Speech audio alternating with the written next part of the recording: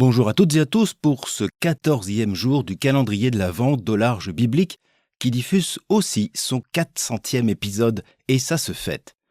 On pourra sortir les cotillons et les guirlandes à la fin de cet épisode ou même avant en ce qui concerne les guirlandes puisque celles-ci sont le sujet du jour.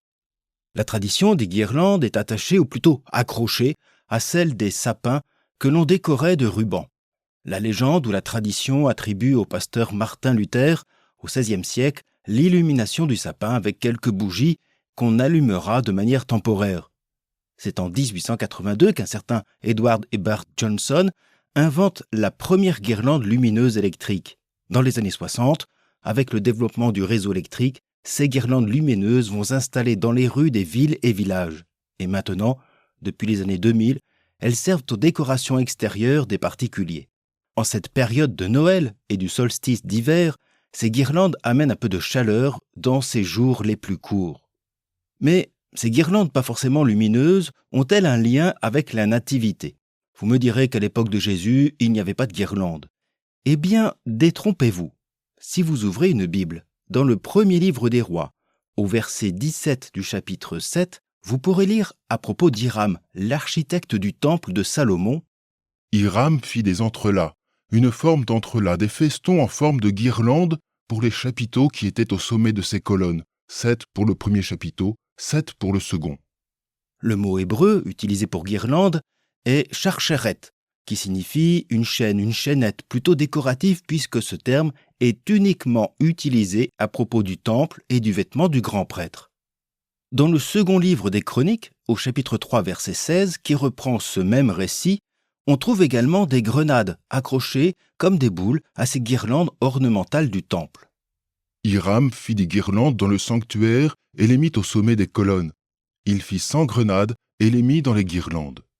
Si vous cherchez des boules et guirlandes dans la Bible, vous en trouverez, mais non pas dans un sapin de Noël, mais dans le temple de Salomon. Au temps de Jésus, je ne sais pas si ce type de décoration était encore à la mode. Elle n'avait pas de sens symbolique particulier, sinon de donner au temple un caractère festif et honorifique. Au temps de Jésus, nous ne savons pas si ce temple était orné de guirlandes sculptées agrémentées de grenades ou autres fruits-ronds. Mais s'il n'y a pas de guirlande, nous connaissons quelqu'un qui, dans ce temple, se fait enguirlander et pas par n'importe qui. Eh bien, tu vas être réduit au silence et tu ne pourras plus parler jusqu'au jour où cela se réalisera, parce que tu n'as pas cru à mes paroles qui s'accompliront en leur temps. Celui qui parle se nomme Gabriel. C'est l'ange du Seigneur que nous reverrons bientôt. Et le destinataire de cet enguirlandage, en bonne et due forme, c'est un homme nommé Zacharie, qui ne croit pas en ce qu'il vient d'entendre.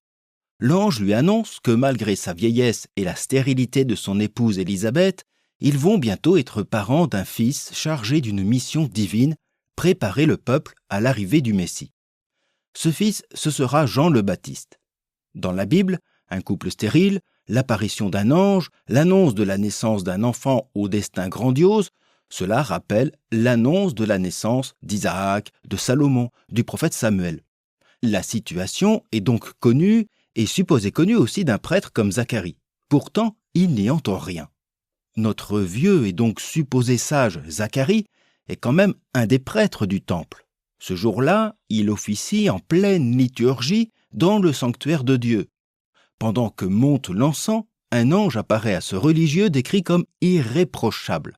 Là, l'ange, en ce moment solennel, lui annonce cette naissance miraculeuse. Mais il n'y croit pas. Il est sourd à cette parole de Dieu.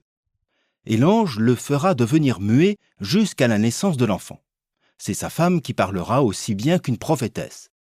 Chez Luc, cette histoire permet de voir le contraste avec l'annonciation du même ange, loin du temple, en dehors d'une liturgie grandiose, auprès d'une jeune fille sans attache sacerdotale, qui écoute une annonce plus incroyable encore et qu'elle accueille avec foi et sans naïveté. Nous verrons cela. Luc nous fera ainsi passer des guirlandes ornementales du temple sourd à l'inouï de Dieu, à la pauvreté de la crèche, à celle du chant des bergers, où résonne l'annonce de l'enfant Messie.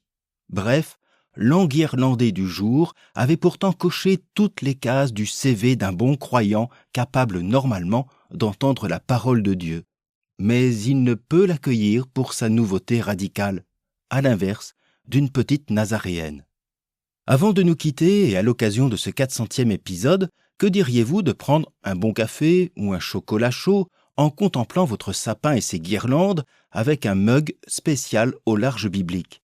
Par mail, sur les réseaux ou les plateformes, envoyez simplement le mot mug comme merveilleux univers de la guirlande pour l'obtenir après un tirage au sort. Et n'oubliez pas, pour fêter ce 400e épisode, de favoriser ce podcast sur YouTube, Spotify, Deezer, bref, sur votre application habituelle. Je vous souhaite une belle préparation à Noël et je vous dis à demain pour un nouvel épisode de notre calendrier biblique de l'Avent et nous reviendrons à cette occasion dans ce temple où il sera question cette fois des lumières, celles de Noël et bien d'autres.